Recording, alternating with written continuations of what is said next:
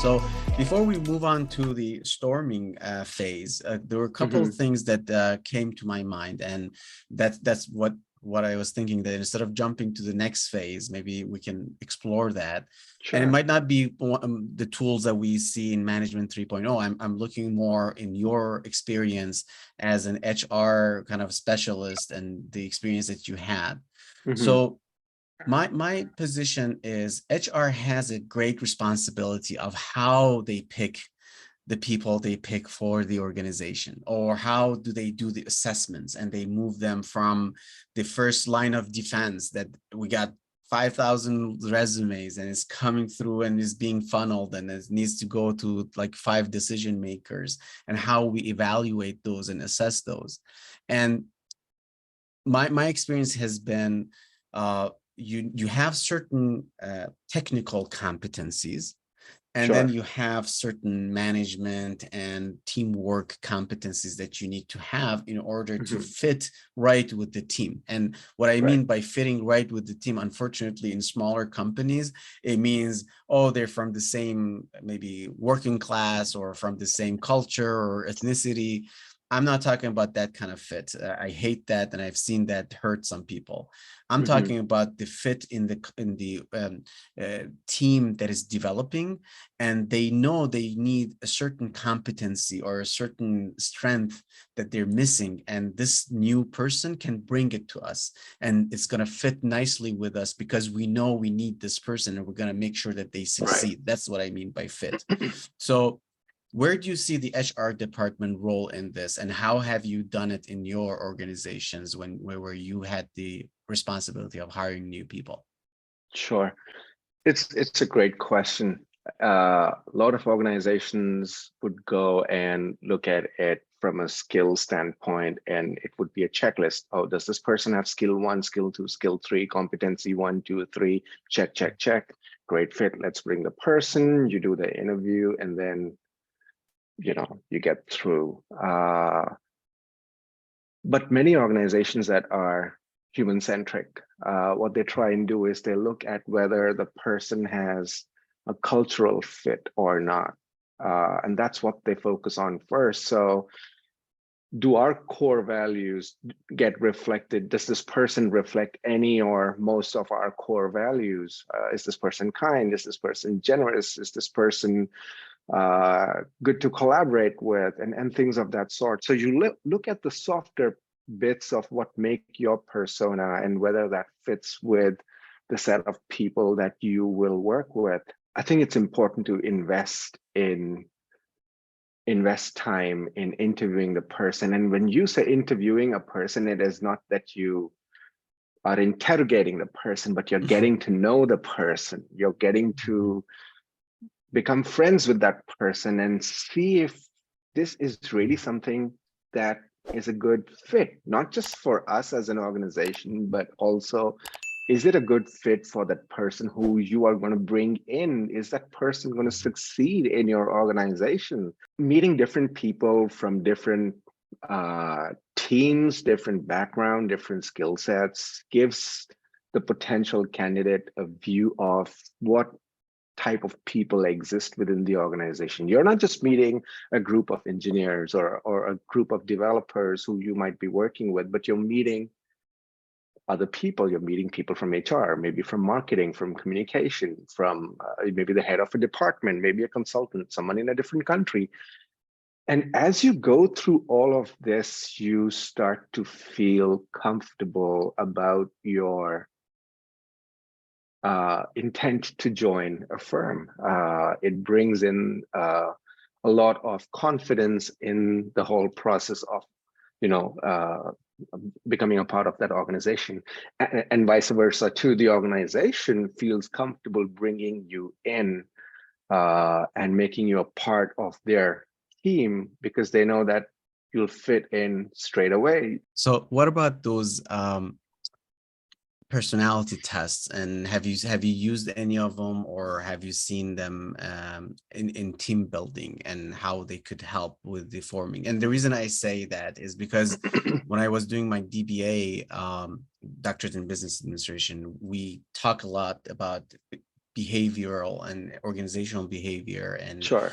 leadership, and how we can help organization in structuring. And they teach us the MBIT personality traits, and I knew the DISC, but recently I was introduced to Enneagram, and I find all of them, and also I did the Clifton Strength, and I find Okay. all of them useful at one point or another, or for a Sure. certain reason. Finding more value into it as I'm growing into the industry and understanding more the people domain. Hmm. However, I know that a lot of people might not find it as uh, scientific as they like it to be, or they don't believe in a lot of it, and sometimes they get even offended by Hmm. how what is said in there. I wanted to hear what you had to kind of say from your experience. These are all awesome to not just get to know yourself, but also to share, just so you tell people what your strengths are. And then based on your strengths, you align it to the type of role that you take within the organization and things of that sort.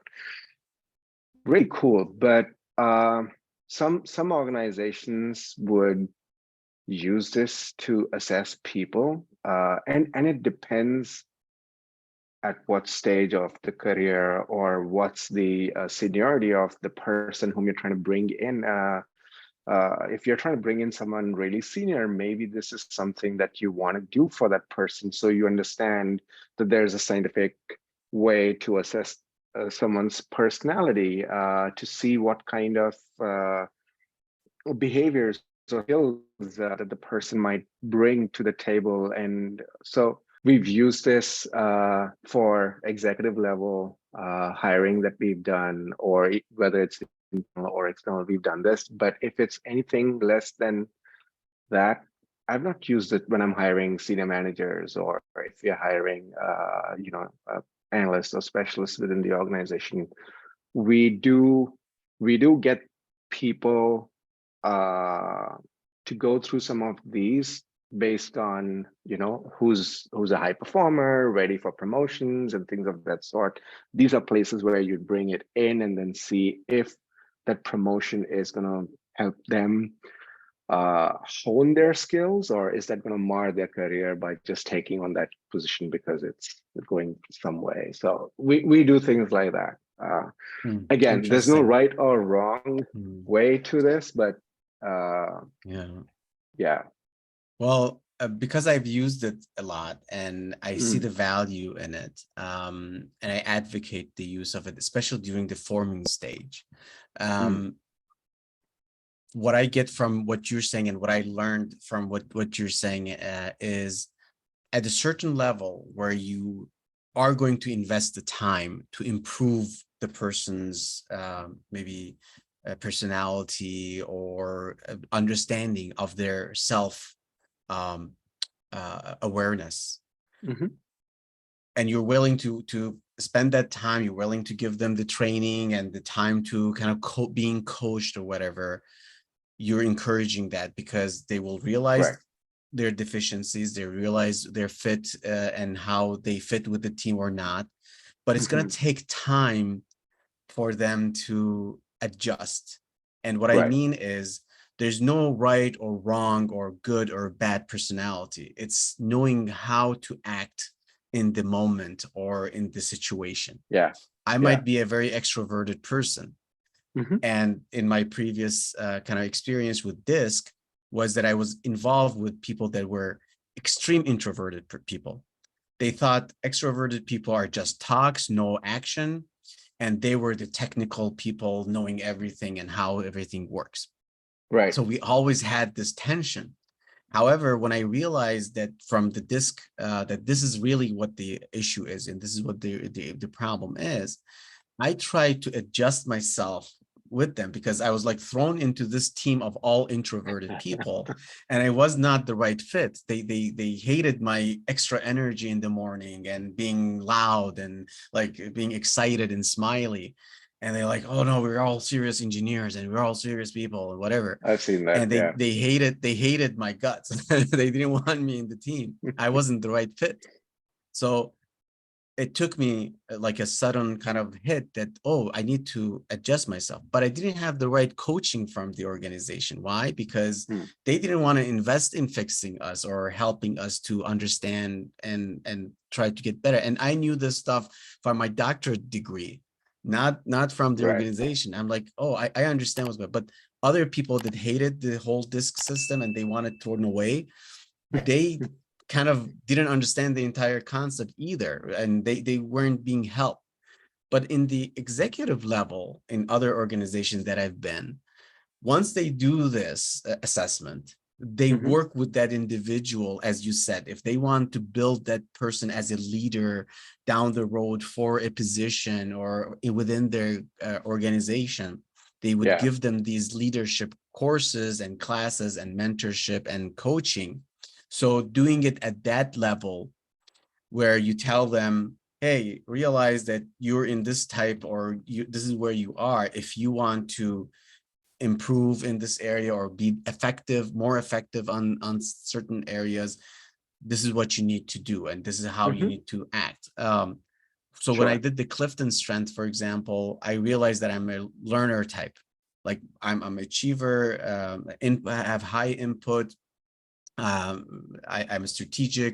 It had like the 5 strength, but the Right. top one was learner.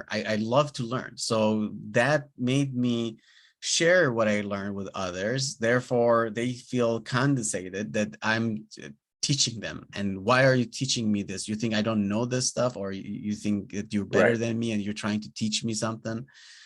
And when I realized my strength and I realized that not everybody likes it, I had to adjust myself. Like, don't send long emails. Don't send information when it's not asked for. Right. And this is the benefit of certain, like, these some of these tests. So I'm a high kind of advocate of Blinkist. I don't know if you've used the app or not. It gives you a free book every day. Like every day that you open the app, it gives you a summary. Like in 27 minutes, you get 7 ideas out of this audiobook, which is a summary of the book.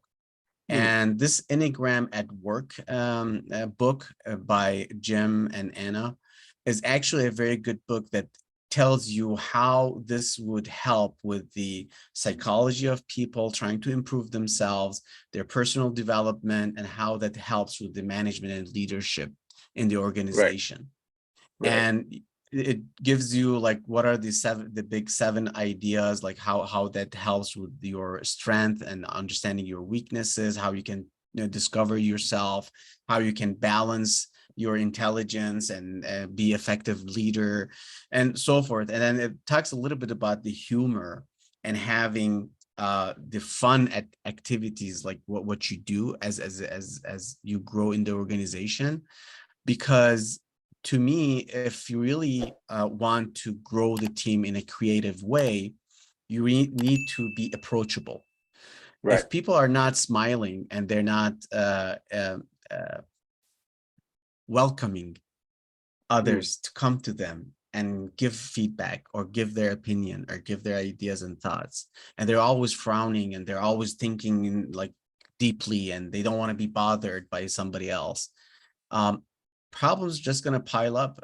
Issues, concerns are going to pile up, and nobody's going to be attending to them. Yeah. And it's not going to be voiced. It's not going to be upfront for people to look at and try to solve or try to remediate. And eventually, it's going to break the system. But if you have fun at what you do and you smile and you feel confident that this is what I know, this is what I'm good at, this is what I'm trying to do for the organization. If I lack something, give me the training, show me, teach me. I'm okay. I have the growth mindset. This is a learning organization. But if I trying to do things the way that I think is right, I would Mm. have fun doing it. I won't be upset or angry or worry, because that's Hmm. my competency. That's where I feel. That's why I was brought here, and this is why I'm doing. If I'm doing it wrong, teach me and show me. This is a vast topic. You talked about self-awareness, and then there's, once you are aware of your persona, your competencies, you have to look at other people that have maybe taken the same test, and how you're working with them. Do you see conflict? Do you not see conflict? And then there is the other side of things, which is at an organizational level, the culture of the organization. Is it empowering you? Is it enabling you? Does it allow you to have that mindset and things of that sort? Sometimes organizations would use these tests in a very detrimental way. Let me just say that. And the analogy I have over here is, once you take these tests, you understand who you are. So imagine if the organization is a jungle and you are one of the animals of the jungle. You took the test and you know that, okay, you are a cheetah, and someone else, figured out that It's they a were a rabbit. fish or a rabbit or an elephant, things of that Right. sort. And suddenly, the organization says, all right, you're a fish, but I need you to take training so you can start becoming an elephant. No, That's not going to happen. that's not the purpose of it. Yeah. Exactly. So Right.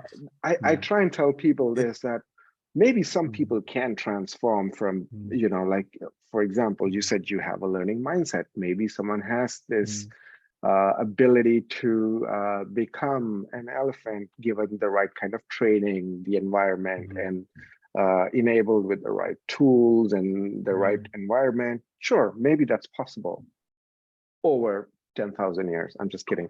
But No, but you reminded me of Einstein's quote that says, everybody's a genius as long as you expect what they can do, meaning that a fish cannot exactly. fly and a bird Yeah. cannot swim. I'm not saying that kind of training. I'm saying Yeah. I'm a construction quality manager for 20 years, and I had a lot of extensive kind of experience, and I have my own Mm. methodology, right? But when I got into my new organization, I had to learn their way of work, meaning that Sure. what do they mean by this topic, or what is this process, and how is it? So they should understand that I'm a bird. It's just that I need to fly the right way, or the right direction, or the right amount. You know what I'm saying? So Right. that's the kind of growth mindset, and this is the nice thing about what I learned from what you just said, is that when you go through these assessments and you show people what they are, and there's one cheetah and there's one rabbit, and you're trying to make sure that everybody can live happily next to each other without one eating the other, or one like being Mhm. kicked out of the island or something. um, if people really don't have that kind of mindset and education and culture, they might take this like advantage of this kind of Sure. information, or Leads to they might conflict and take, chaos. yeah, Yeah. and yes, exactly. So what I learned from what you said is the organization culture, the leadership, the management, those need to be in line and aligned with this topic, and Mhm. how they can use this information. And Yeah. then as they develop as a team, and they have the same agenda and no hidden agenda. That's the thing, is a lot of times when I deal with people, after a while, I'm like, are they really like this, or are they having some kind of hidden agenda that I'm not aware of?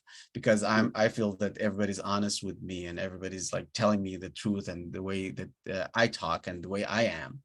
But storming and getting into norming, I think it's where we can use HR support and a Yeah. facilitator that helps the team to say, hey, watch out, look at this issue, find these Yeah. problems, and this is how you can pass through this Mhm. storming phase. Because Yeah.